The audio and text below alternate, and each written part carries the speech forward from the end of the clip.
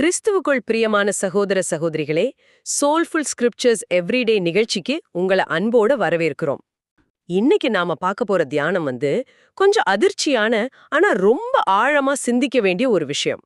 ஆமா, கிறிஸ்துவின் பந்தியாகிய நற்கருணையின் போதே ஒரு மனுஷனுக்குள்ள ஒளிஞ்சிட்டு இருக்கிற ஒரு கொடிய பாவம், அதாவது இனவெறி, நிறவெறி எப்படி வெளிப்பட்டுச்சுங்கிறத வேதத்தோட வெளிச்சத்துல ஆராயப் போறோம். இந்த சம்பவம் ஒரு தனிப்பட்ட நபரோட தவறுன்னு மட்டும் நம்மளால சொல்லிட முடியுமா, இல்ல இது திருச்சபையோட சாட்சியே பாதிக்கிற ஒரு ஆழமான ஆன்மீக பிரச்சனையா? நிச்சயமா இது ஒரு ஆழமான பிரச்சனை தான். அதாவது வெளிப்படையான பக்திக்கும் உள்ளத்தோட பரிசுத்தத்துக்கும் நடுவுல எவ்வளவு பெரிய இடைவெளி இருக்க முடியுங்கிறது இது ரொம்ப தெளிவா காட்டுது. இதுல இருந்து நாம என்ன கத்துக்க போறோம்னு பார்க்கலாம். சரி, அப்போ முதல்ல அந்த சம்பவத்துக்கே போயிடலாம். அமெரிக்கால ஒரு தேவாலயத்துல நடந்திருக்கு. ஆமா, மைக்கேல்னு ஒரு அமெரிக்கர் நற்கருணை வாங்குறதுக்காக வரிசையில நிக்கிறார். ஆனா அவருக்கு நற்கருணை கொடுக்க வந்த ஒரு இந்திய பெண்மணி கையிலிருந்து அதை வாங்க மறுத்துட்டாரு. இதுவே ரொம்ப வருத்தமான விஷயம். ஆனா அவர் சொன்ன காரணம்தான், அதுதான் இந்த முழு விவாதத்துக்கும் மையப்புள்ளி. என்ன சொன்னார் அவர்? அவர் சொன்ன வார்த்தைகளை அப்படியே சொல்றேன் கேளுங்க. இந்தியாவில் வாழும் மக்களின் சுகாதார முறை எனக்கு பிடிக்கவில்லை. அங்கே தெருக்களில் கழிவுகள் கிடக்கின்றன. அதனால அங்கிருந்து வந்தவர்கள் கைகளால் நற்கருணை பெறுவதை நான் விரும்பவில்லை. அடக்கடவுளே, இது எவ்வளோ பெரிய அவமானம்! இது அந்த பெண்ணுக்கு மட்டும் அவமானம் இல்ல, இது ஒட்டுமொத்த இந்தியர்களையும், ஏன் தேவன் தம்முடைய சாயல்ல படைச்ச ஒரு மக்களினத்தையே அசுத்தமானவங்கன்னு சொல்ற ஒரு கொடிய பாவம். ஆமா, நீங்க சொல்றது சரிதான். இங்கதான் இது ஒரு தனிப்பட்ட பிரச்சனைய தாண்டி ஒரு இறையியல் ரீதியான கேள்வியா மாறுது. இதே மாதிரி ஒரு சூழல் இயேசுவோட காலத்திலயும் நடந்துச்சே இல்லையா? கரெக்ட். நீங்க பரிசேயர்களை பத்தி சொல்றீங்க. ஆமா, இயேசுவோட சீடர்கள் கை கழுவாம சாப்பிட்டத பார்த்து இது அசுத்தம், இது பாரம்பரியத்துக்கு எதிரானதுன்னு அவங்க குற்றஞ்சாட்டினாங்க. ஆமா, அவங்களுக்கு வெளிப்புற சுத்தம்தான் ரொம்ப முக்கியம். ஆனா இயேசுவோட பதில் அது அந்த மொத்த பார்வையுமே மாத்தி போட்டுச்சு. என்ன சொன்னார் இயேசு? மத்தேயு அதிகாரம் 15 வசனம் 11ல ரொம்ப தெளிவா சொல்றாரு. வாய்க்குள்ளே போகிறது மனுஷனை தீட்டுப்படுத்தாது, வாயிலிருந்து புறப்படுகிறதே மனுஷனை தீட்டுப்படுத்தும். ஆஹா, என்ன ஒரு ஆழமான வார்த்தை! ஆமா, இதோட அர்த்தம் என்னன்னா, உண்மையான தீட்டுங்கிறது வெளியிருந்து நம்ம உடம்புக்குள்ள போறதில்ல. அது நம்ம இருதயத்துக்குள்ளேருந்து வர்ற வெறுப்பு, பெருமை, பாகுபாடு, இந்த மாதிரி தீய எண்ணங்கள் தான். அப்போ இந்த சம்பவத்தோட இதை ஒப்பிட்டு பார்த்தா? நீங்களே சொல்லுங்க. அந்த பெண்ணோட கைகளை விட மைக்கேலோட மனசுல இருந்த அந்த இனவரி தான் தேவனுடைய பார்வையில அருவருப்பான உண்மையான அசுத்தம். ரொம்ப சரியான ஒப்பீடு. இயேசு பரிசேயர்களை கண்டிச்ச இன்னொரு இடமும் எனக்கு ஞாபகம் வருது. பாத்திரங்களோட வெளிப்புறத்தை மட்டும் சுத்தப்படுத்துறத பத்தி. ஆமா, மத்தேயு அதிகாரம் 23 வசனம் 25.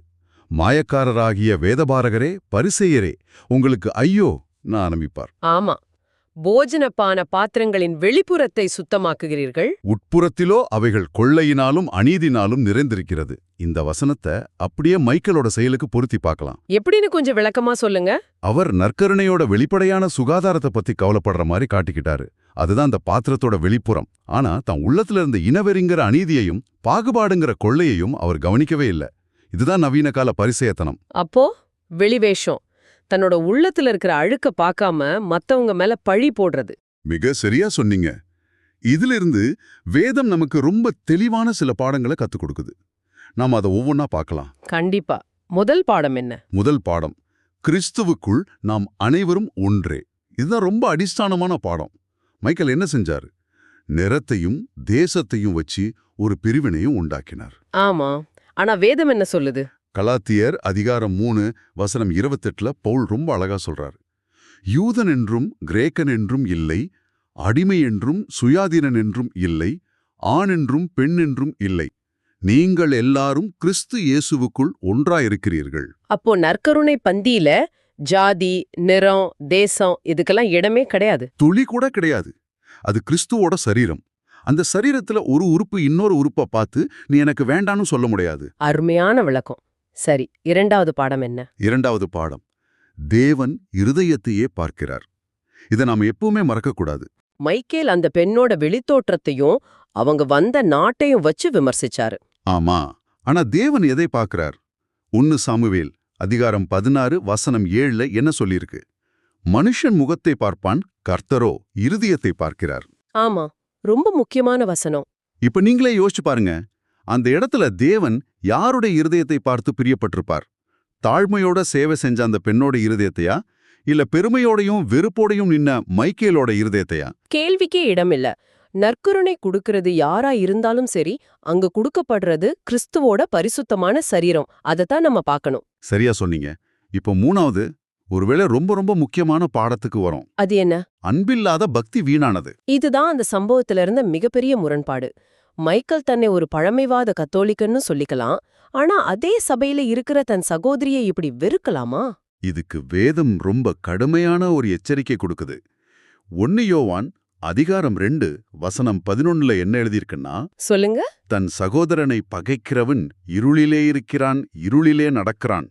எவ்வளோ பெரிய வார்த்தை பாருங்க. அப்போ சகோதர அன்பு இல்லாம நாம செய்யற எந்த ஜபமும், எந்த ஆராதனையும் தேவனுக்கு பிரியமானதா இருக்காது. அது வீண். அது ஒரு ஆன்மீக குருட்டுத்தனம். அப்போ இந்த தியானத்தோட சுருக்கமா நாம என்ன சொல்லலாம்? நற்கருணைங்கிறது கிறிஸ்துவின் தூய்மையான அன்போட அடையாளம். அந்த அன்புல பிரிவினைக்கு இடமே இல்ல. ஆமா, தேவனோட சாயல்ல படைக்கப்பட்ட ஒரு இனத்தை இழிவுபடுத்துறது, ஆதியாகமம் 1:27 சொல்ற மாதிரி அந்த சிருஷ்டிகரையே அவமதிக்கிறதுக்கு சமம். இதுல ரொம்ப வருத்தமான விஷயம் என்னன்னா, இந்தியரா இருந்தாலும் சரி, வெள்ளையாரா இருந்தாலும் சரி, நாம எல்லாரும் கிறிஸ்துவுக்குள்ள ஒரே சரீரத்தோட உறுப்புங்கிற இந்த உண்மைய இந்த உலகம் எப்பதான் புரிஞ்சுக்க போதோ? இங்க சொல்லுதான். இந்த சம்பவம் மைக்கேலை பற்றியது மட்டும் இல்ல, இது நம்ம ஒவ்வொருவரையும் பற்றியது. ஆமா, இது ஒரு சுய பரிசோதனைக்கான அழைப்பு. நிச்சயமா. இந்த தியானத்தை நாம முடிக்கும்போது நம்ம கேட்கிற ஒவ்வொருத்தரும் தங்களுக்குள்ளேயே கேட்டுக்க வேண்டிய ஒரு கேள்வி இருக்கு. என்ன கேள்வி அது? நம்முடைய இருதயங்கள்ல ஒளிஞ்சிட்டு இருக்கிற இது மாதிரியான தப்பெண்ணங்களையும் பாகுபாடுகளையும் கிறிஸ்துவின் அன்பினால நாம கழஞ்சு எறிய தயாரா இருக்கோமா? கிறிஸ்துவின் பந்தியில மட்டுமில்ல, நம்ம வாழ்க்கையிலயும் அந்த ஒற்றுமையை நாம எப்படி வெளிப்படுத்த போறோம்? இதை நாம எல்லாரும் சிந்திச்சு பாப்போம். ஆமென்.